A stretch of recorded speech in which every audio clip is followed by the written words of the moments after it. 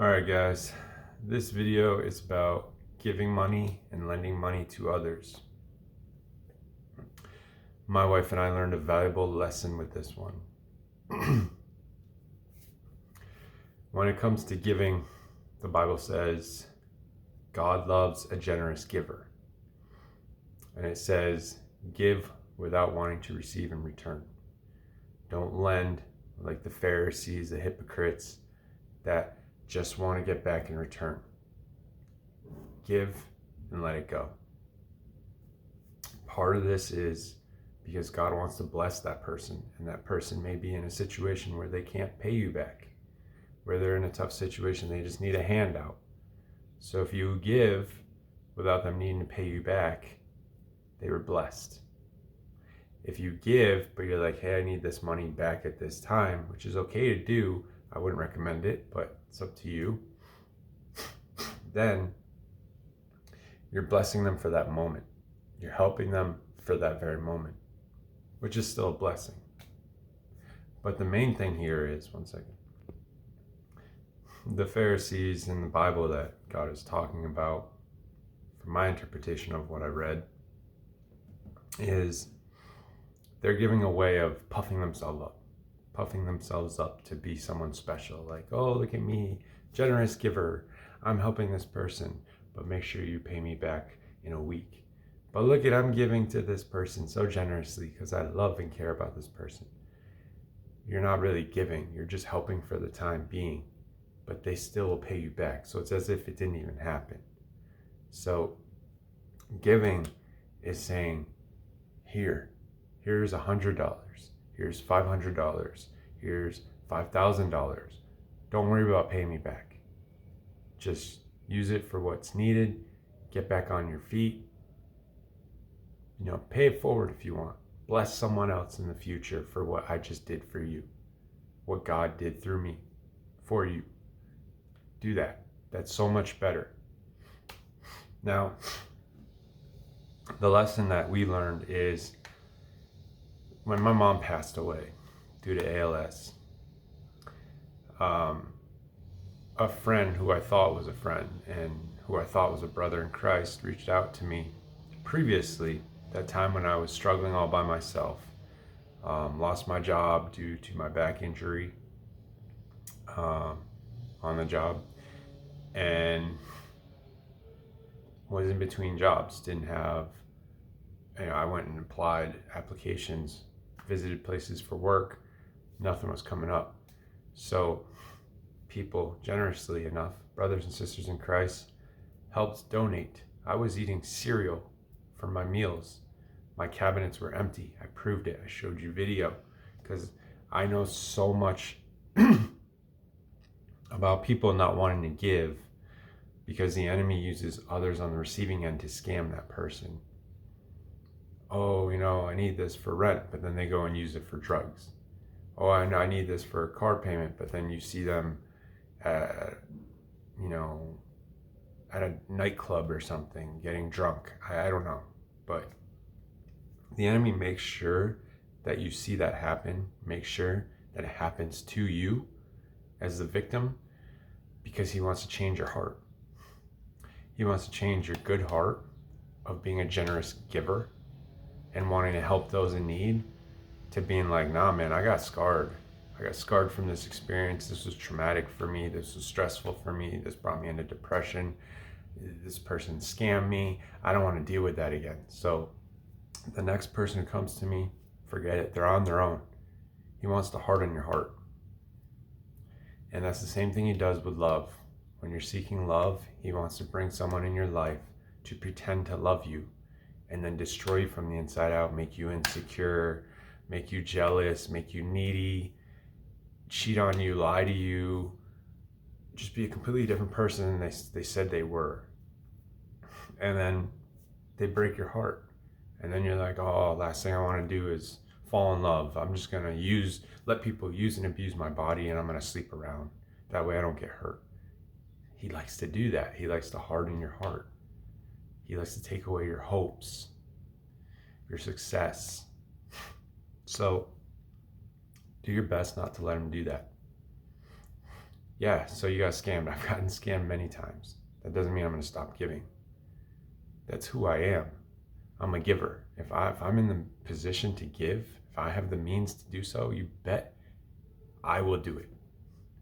Because there is nothing like blessing someone through the hand of God, seeing their face light up with joy and happiness, knowing that you just changed their life, or you changed their day, or you gave them a meal that they didn't have.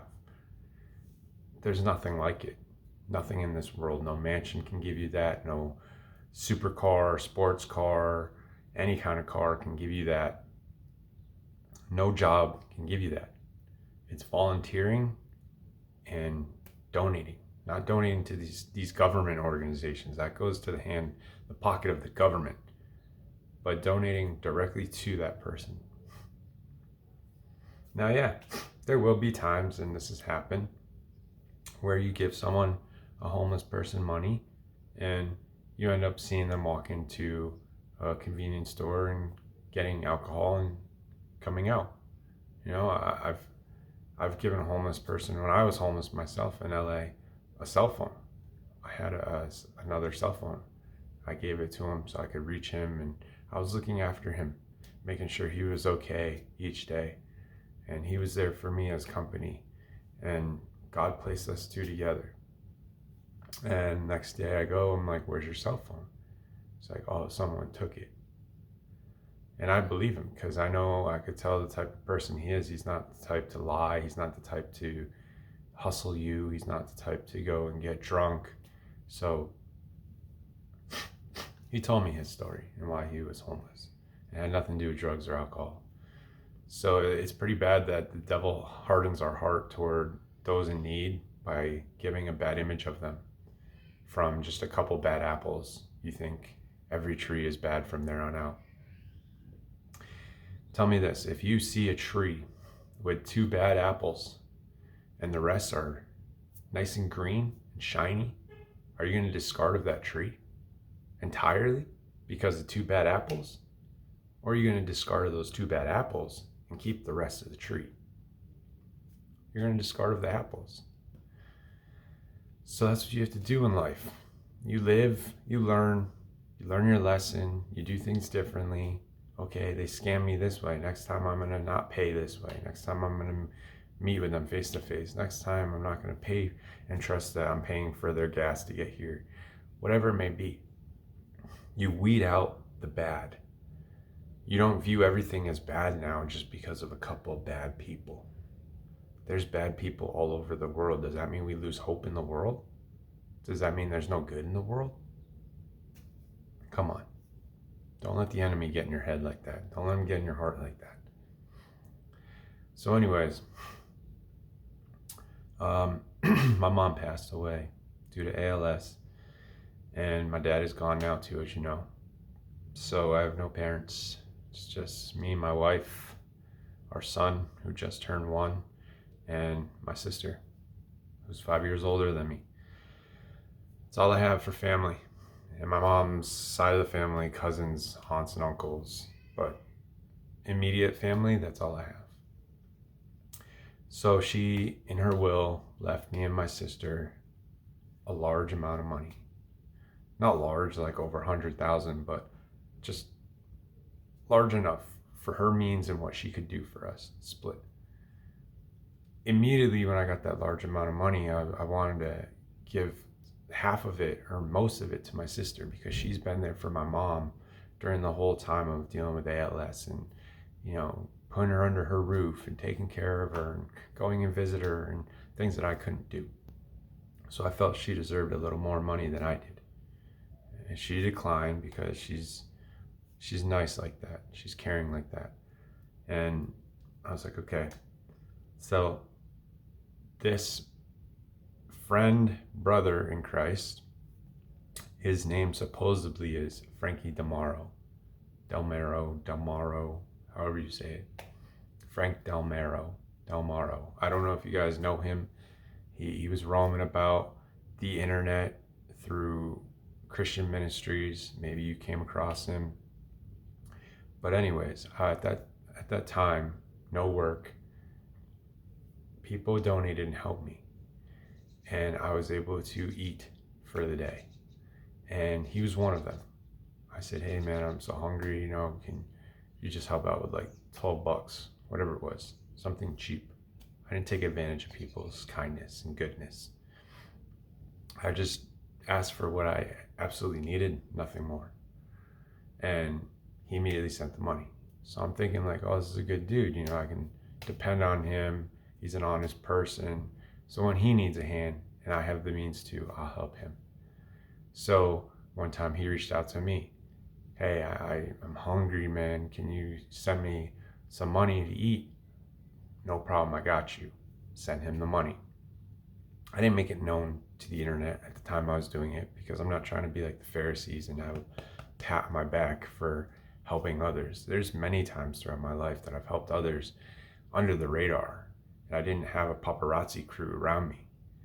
So I don't sound the horn when I help others. The only time I mention helping others is if it brings a testimony to God and gives glory to him or teaches a lesson to you guys. So anyways, I take no credit for it. So that happened. So I don't know if that was his way of trying to gain my trust so that way he could ask for more money down the road. I don't know. But he helped, I helped, and then all of a sudden he reaches out to me after he found out, because I made it publicly known my mom passed away then and that she left me a good amount of money.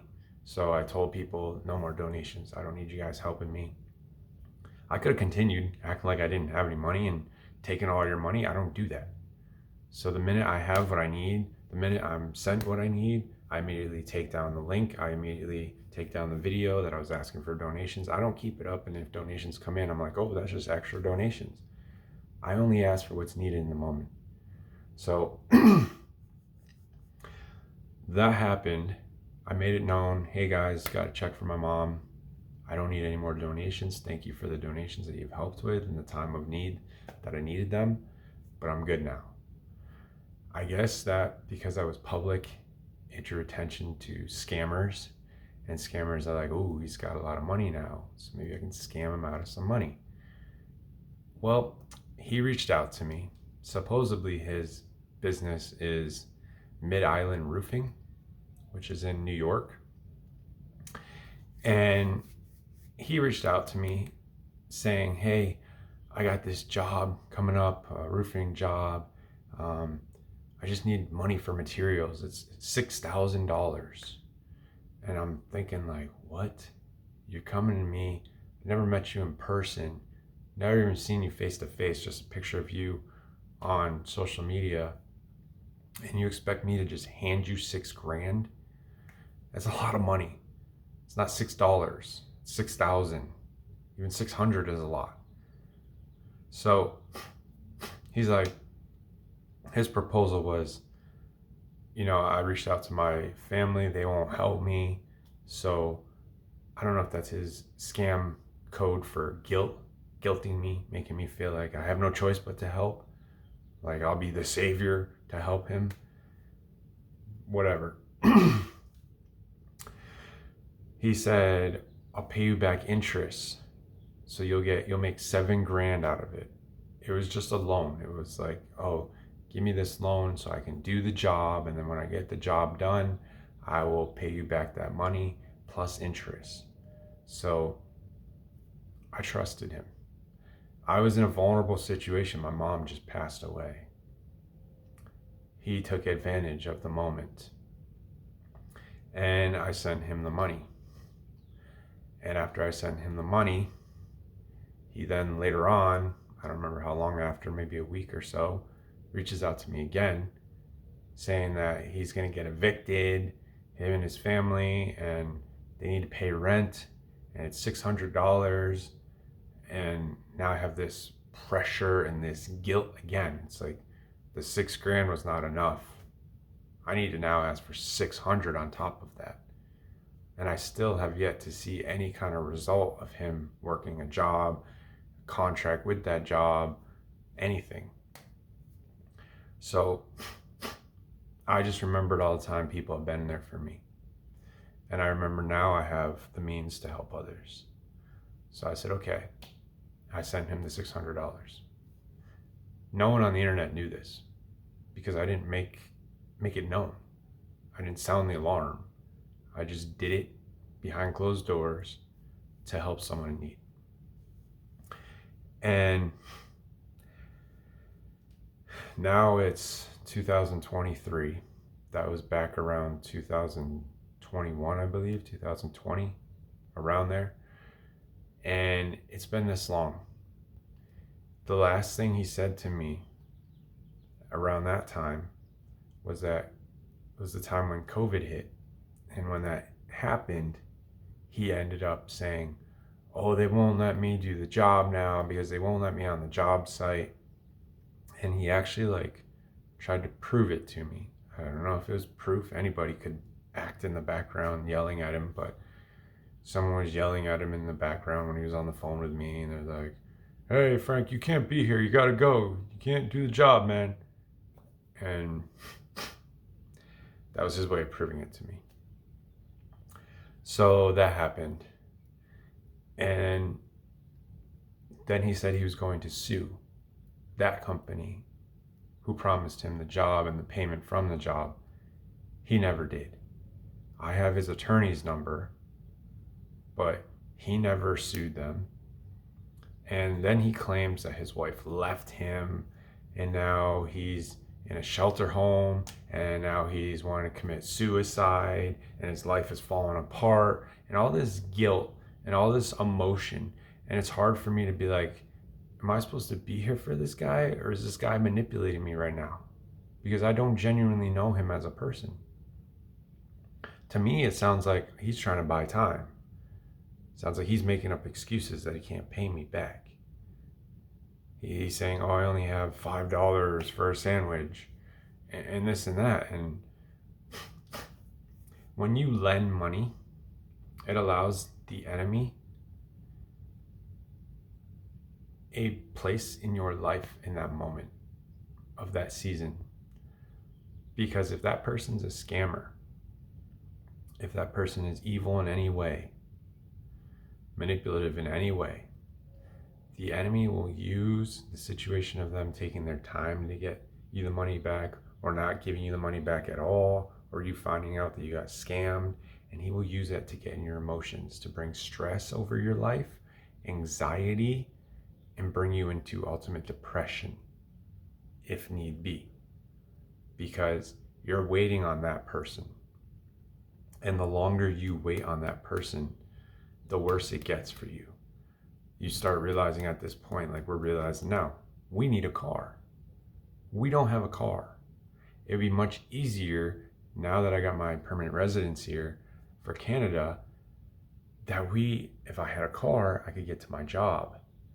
If we had that $7,000 that he owes us, we would have money for a car. We would have a car. So it's things like that you're like, if it weren't for that situation, we wouldn't have this stress right now. But see, when you give money and you let it go, no matter what amount it is that you feel you have the means to do so, you give it, no strings attached. You let it go. The enemy no longer has place in your life because you have no connection to anything. You've set yourself free of it. What you choose to do with this money is on you. I did what I wanted from my heart. I did what I felt the Lord was blessing me, leading me to do. And I'm not taking any blame. You're not going to bring any stress over me. You're not going to bring any anxiety, any depression. I have no tie to you. I gave you what you needed. I'm set free from you. That's the best option you can do for yourself. Because me being tied to this guy every single day, I was like, where's the money, man? That's my mom's money when she passed away.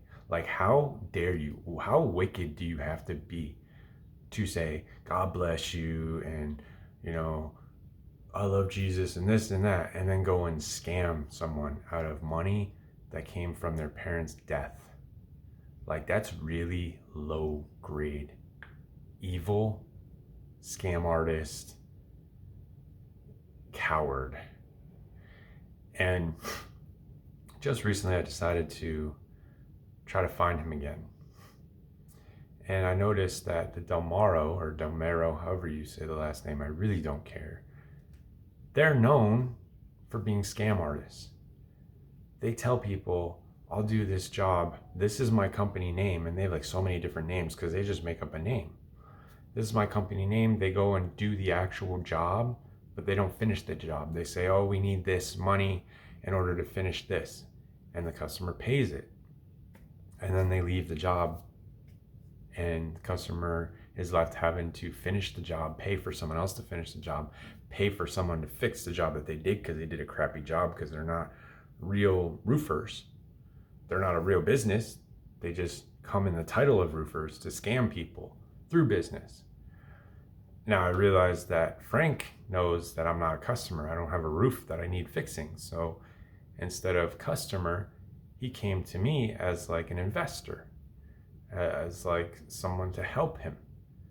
And that was his approach with me.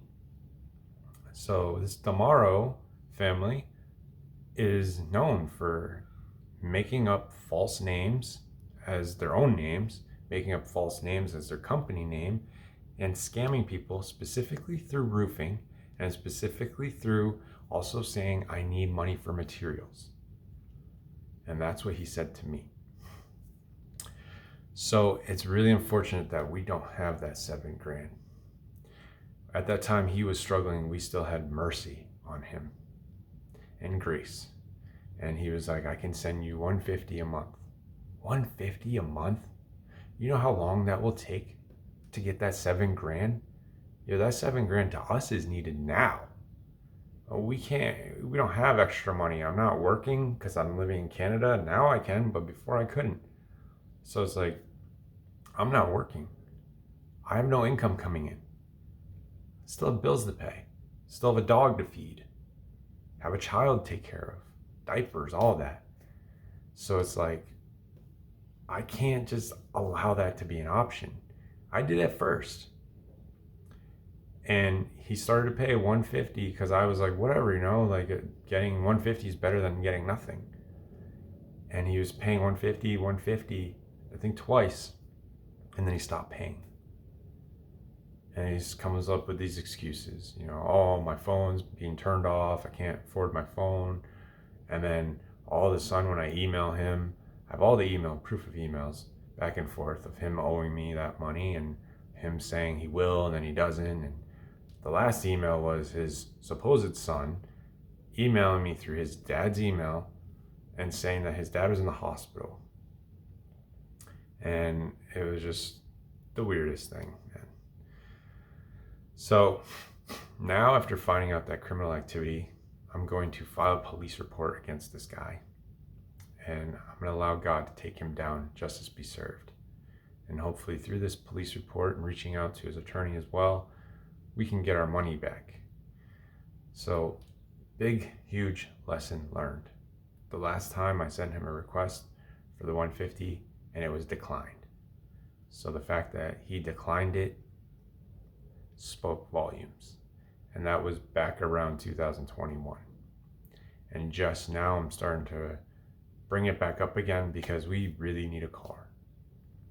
And while I'm on the topic of that, if there is anybody out there who has a cheap car, we're not looking for a Mercedes, we're not looking for anything luxurious. We just need 4 wheels and a dependable car, not a beater that we have to fix up and put money into.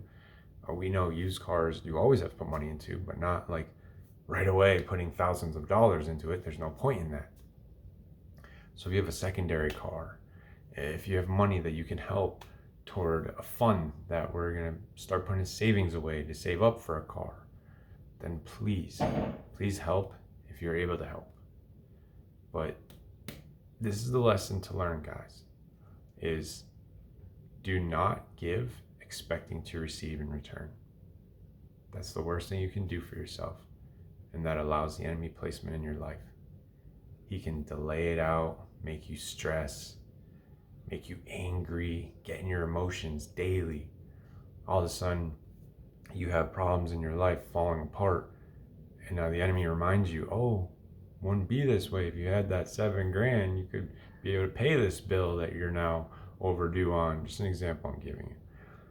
And he loves to play those games with you. And you give him that place, that ground in your life, because you are tied to that person through basically a verbal contract. There's a contract agreement. So learn from my mistakes. But yes, there has been many times where I've been scammed. And that doesn't change me. In the moment, I'm angry. I'm in my emotions. Never gonna help anybody again. And I'm sick of being scammed. It's always me and this and that. And I'm sure it's not always me. There was one time, I forget what I was buying. But the person was like, oh, due to prices going up, inflation, I have a truck and I need gas to get there, and I only have like $10, and it's going to be at least $20 to get there. So I send them the money because I can't drive to them. I don't have a car. Not having a car sucks. It takes away your independence. It secludes you indoors. It's really depressing. So I sent them the money for gas. Never got the item that I wanted to get. I forget what it was. And they never showed up. They hustled me for gas. Well, it wasn't for gas. They used gas as a reason to hustle me. And I just look at those people and I say, may the Lord have mercy on your soul. Shame on you. That's all you can do. It's not in your hands. Yeah, you can take the time to research them, to hunt them down, to get your money back. It's not worth it. Depending on the situation, I can't speak for everybody. Depending on the amount, I can't speak for everybody. But for the most part, it's just a game that the enemy wants to play with you and your emotions. A chase game. See if you can catch up.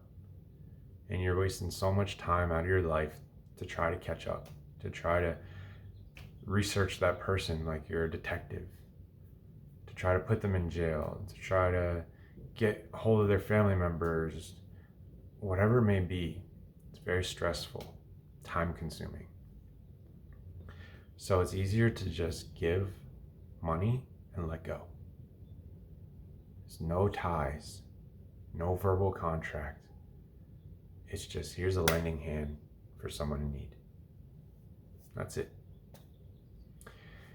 All right, so that's it for this video. If you do know of this guy, please let us know, because this $7,000 is needed. This $7,000 is a lot of money. So it's not so easy for me to let this one go. In other situations, it is easier. So right now, it's all we have. And if through donations I'm able to get back up to that 7,000, then I'll let it go. And I'll be like, this is the Lord blessing me through these people. He's saying to let this go. He's taking care of the $7,000 that I lost. There's also sentimental value to that $7,000. It's not just money to me. It's an attachment to my mom. It's the last thing she gave me. And it's like, yeah, I'm not going to hold on to it when I get it and remind me of my mom, but just knowing that I spent that money on good things, not a scammer. Getting that money back, spending on a car, holds a sentimental value that, Mom, when you passed away and you helped me with this money, it blessed our family with a car. And now every time I see that car, remind me of my mom, because she made it possible for me. Even if the money comes through donations to help us, I'll know that it's retrieving that $7,000. And when we get there, if we get there, I'll let it go. God can bring judgment to him on his own. But for right now, it's money that's owed to us. And it's not right what he did. And he shouldn't get away with it. Justice should be served. He should have to pay for what he did. Now, I'm not saying I'm seeking revenge and trying to beat him up or go after his family or anything like that, but that money should be back in our hands. So that's it for the video. I'll leave the links below in the description box for how you can donate money, but we'd rather have an actual car instead of money being donated, but we'll take whatever we can get. It's gonna go toward a car regardless, but it just feels better asking for someone to lend a car, because then they know they're giving a car to us who need a car, instead of giving money and thinking, oh, we're saying that we need it for a car, but we're going to spend this money here, and they don't know. And the enemy can get in their head, oh, you sent them this much money, but really they're using it for this, and that's a lie from the pit of hell. But he can play that game. But if you hand us a car, he can't say, oh, you sent them a car and they used it for this instead. It's like, no, sent them a car, they have a car. So if there's anybody who has a beat up car, secondary car they don't use, know anybody who has a car they're giving away cheap, maybe like $1,000 at most, we can probably save up somehow for that. But that's our only option right now. So if you know anyone, let us know. We're in the Toronto, Canada area. If you're in the US, we could probably have it shipped. I don't know. But we're going to pray about it, because even though people are claiming to give us a car, there's still scam artists that are going to take this bait.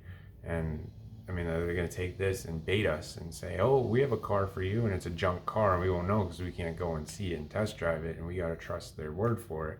And they're just trying to get rid of a car they can never get rid of. And now we have a bigger problem on our hands. So yeah, actually thinking about that, it is better to have money and put it toward a car, because then we know where the money's going. We know what the car is going to be like. But if it is possible, if there's a blessing out there from the Lord of someone who is trustworthy, who is not a scam artist, who is sent by God, sent by God to help us in this time of need, can bless us with a car, that would be awesome. So that's it for the video, guys. Thanks for watching. Check out the Paul Walker, Roger Rodas accident video. I break down detail by detail. It's 2 hours long, and then there's a second part that's an hour long. I had clips from Fast 7 that were very similar to the accident, like that red car in Fast 7. That's like the lead of that movie, and that reminds me of the Porsche Carrera GT that Paul and Roger died in. Then there's a line in Fast 7 where Tyrese says, I can't do no more funerals, man. And he's talking to Paul, and he's like, promise me no more funerals, Brian. And then Brian looks at him, which is Paul Walker's character, and he says, just one more. And then he looks over at Jason Statham, and he says, his. And just the fact that they used that line, and that was the real Paul Walker, not the CGI after Paul's death. That was before he died. He died halfway through Fast 7, the making of Fast 7. So I thought that was kind of interesting, the timing of that. Just one more funeral. And then who showed up at his funeral? Tyrese, Vin Diesel. Okay, Tyrese was crying at the funeral. So that was weird to me.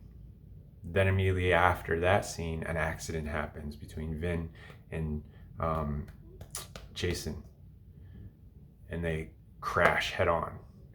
So what is that telling you? To me, it's telling me that it was planned. There's also a Family Guy episode where Brian gets ran over by a car. Family Guy is not a good TV show to watch, but I remember seeing that clip when all the truth about the accident was coming up at that time, and I saw that Family Guy episode, just that clip, and I was like, wow, that was like, I think 4 days or 6 days before Paul Walker died that it was aired.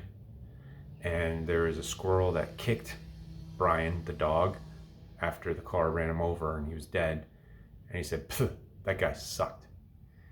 And the fact that they put that in the show and said that guy, Brian is a dog, not a guy, but Paul's character, Brian, is a guy. So it's like a hint to Brian that a car is going to kill you. You're going to have a car accident. You're going to die. And we just want to let you know that we think you suck. That's what I took from it. And I thought that was a little bit much. And then after that, Family Guy got heat because people started to realize the timeline of when that aired and Paul's passing. And they've done the same thing with Robin Williams when he was killed. And that episode of Robin Williams committing suicide before he actually died in real life. So they're predicting deaths. And people blew up. And they're like, what is this, Paul? Brian the dog dying and this and that. So Family Guy, Seth MacFarlane, was like, okay, I guess we need to bring Brian back to life.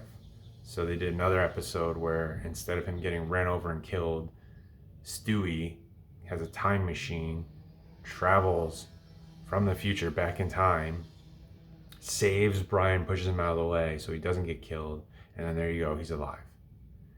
They only did that because of the backlash. Because when Brian died, they had a funeral and everything. They showed everything. But people backlash, it made Family Guy look really bad, so they had to correct their mistake. But they knew what they were doing. And there's things like that I wasn't able to show in the video of part 2 because when I posted up Fast 7, copyright came up and they blocked my video from being viewed. So I had to remove the Fast 7 stuff that I just shared with you now.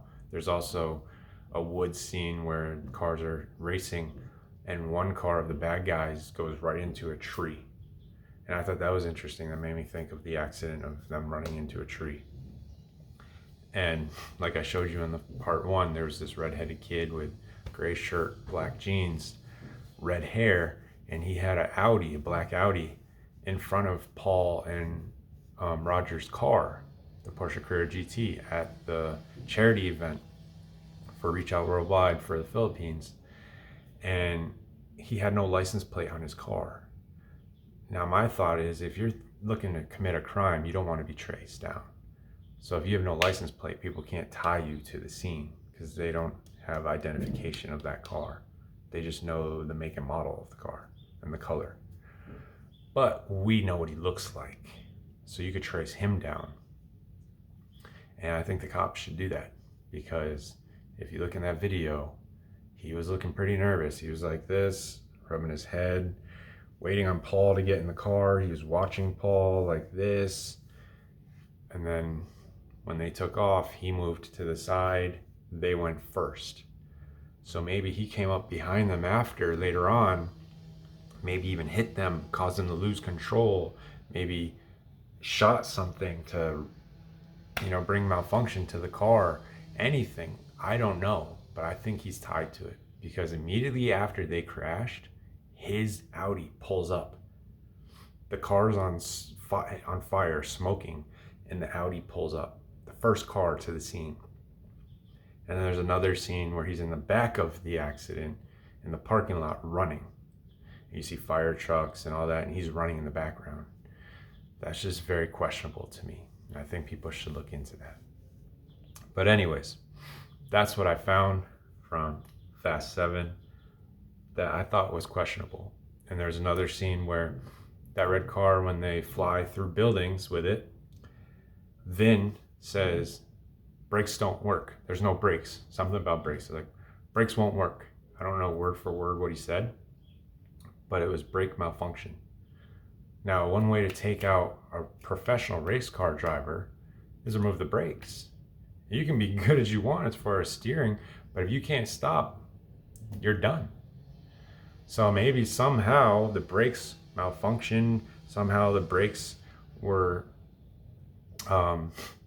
clipped or whatever, like to prevent that race car driver from being able to stop. Maybe at the event, this redhead kid cut the line or something. We don't know.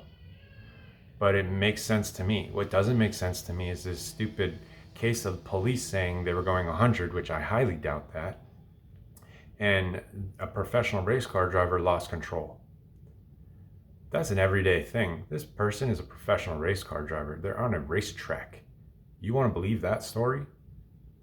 Okay, you can't trust cops. You can't trust government. They're in on it together. They're part of the Freemason cult. So taking their word is like believing anything in this world to be true. Going to Snopes and believing what they say, which is always false, but they claim they know everything. You have to understand, he's a professional race car driver.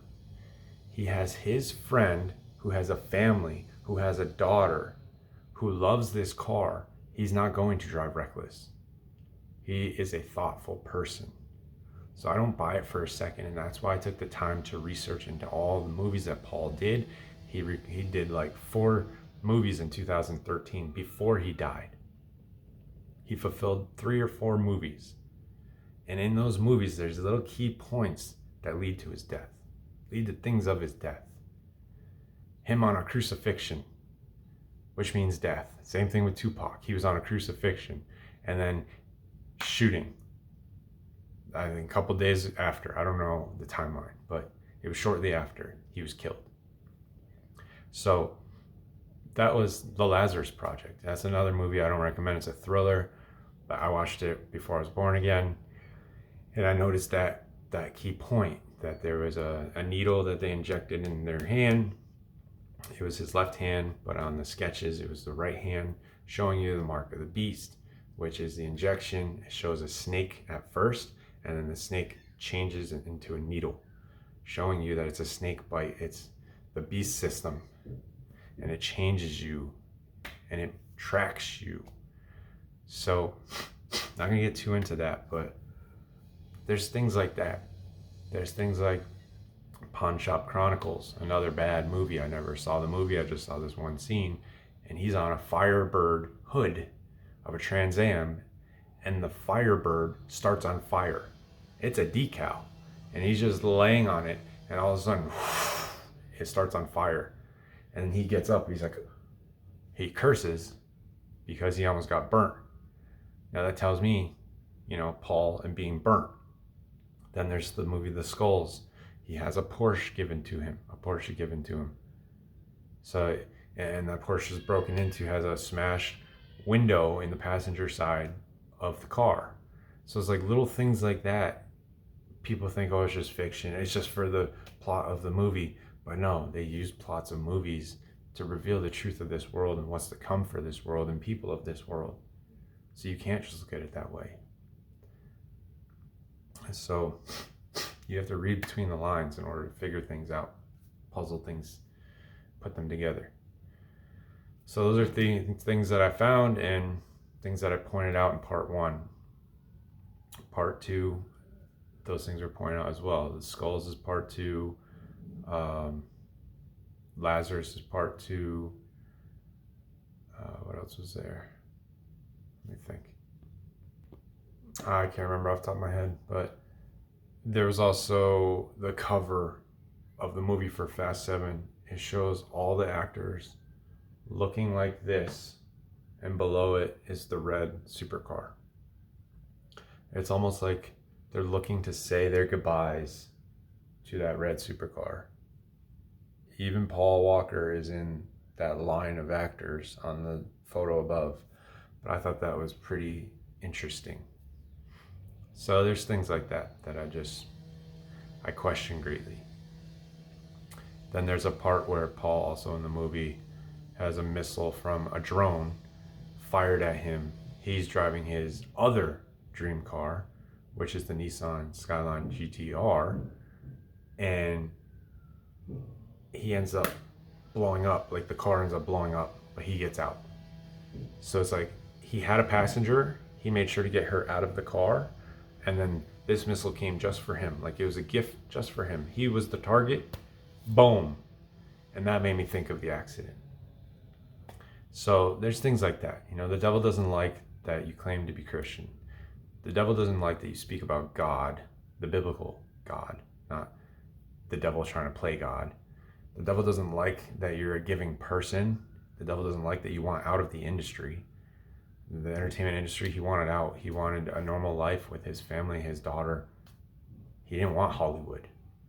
But Hollywood's a cult. Once you're in, you're initiated. That's it. You're in. You're used until you die, until, you know, you're no good anymore and you're blacklisted or whatever other reasons. But he was well liked. His movies were well liked. So he was a prized possession for the enemy.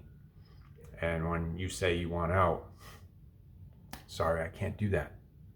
If you want out, I'm going to have to kill you. And I think that's what happened. I don't believe it was an accident, not for 1 second. I don't care what police say.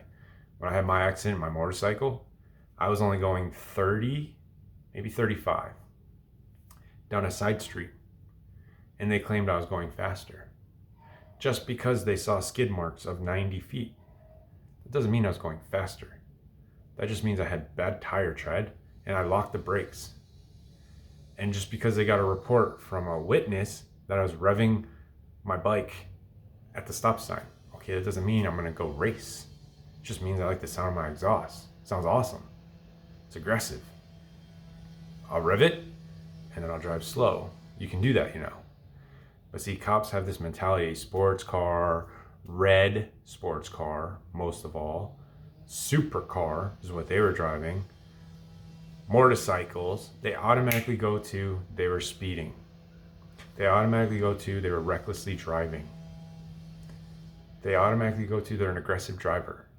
They don't even care about the facts, about investigating the crime, the scene of the accident. They just automatically go right there. It's like, oh, I've seen this before, mark them down the same way. No, each situation is different. I don't care what color the car is. I don't care how fast the car is. You need to look at the accident in detail, step by step. Don't just write it off as this is a Fast and the Furious star and Roger Road is a professional driver, but let's exclude that part and let's just look at the star and let's look at he was in fast moving movies, fast cars and movies, and now here he is driving fast. Well, he wasn't even driving. So you attaching him to Fast and the Furious doesn't even make sense because he wasn't the driver. Roger was. So what you need to focus now on is, what does Roger do? Oh, that's right, he's a professional race car driver. But no one tied that. Everyone excluded Roger. And I get people excluded Roger in the way of focusing on Paul because Paul's the main celebrity in the spotlight through Fast and the Furious and all that, and people tied that. We don't mean to exclude Roger. So to the Rodas family, people don't mean to exclude him. It's just we are looking at the main person of the charity event, the main person that goes with Reach Out Worldwide to Philippines, and we're tying that to the accident. Roger was there. Roger's life was taken as well. My condolences to his family. But we focused on Paul. That was the mistake because Paul is the passenger. He wasn't involved in driving. He wasn't holding the steering wheel. So we should have looked at the driver and looked at the driver's life. But they looked at Paul because he was one of the people that passed away, and they tied it to Fast and the Furious because that works with the story of reckless driving. But people are so foolish that they don't even realize, wait, yeah, Paul was in Fast and Furious, but he's in the passenger seat. What can he do? He can only go with the ride of the driver. So shouldn't have looked at it that way because Roger wasn't in Fast and the Furious. So he wasn't being in that mindset. He's a responsible driver, professional driver. So I'm gonna leave it at that. Went off course, but I wanted to make sure I plugged in those pieces that were missing from that second part of the video. I had to completely remove the Fast 7 edits that I did, and now I'm telling you them so you have that going into part 2 of the video to remember that, to go watch the movie and put those pieces together for yourself. Now that you're aware of it, you can look for it. So that's it for the video. Thanks guys for watching, and until the next one, God bless.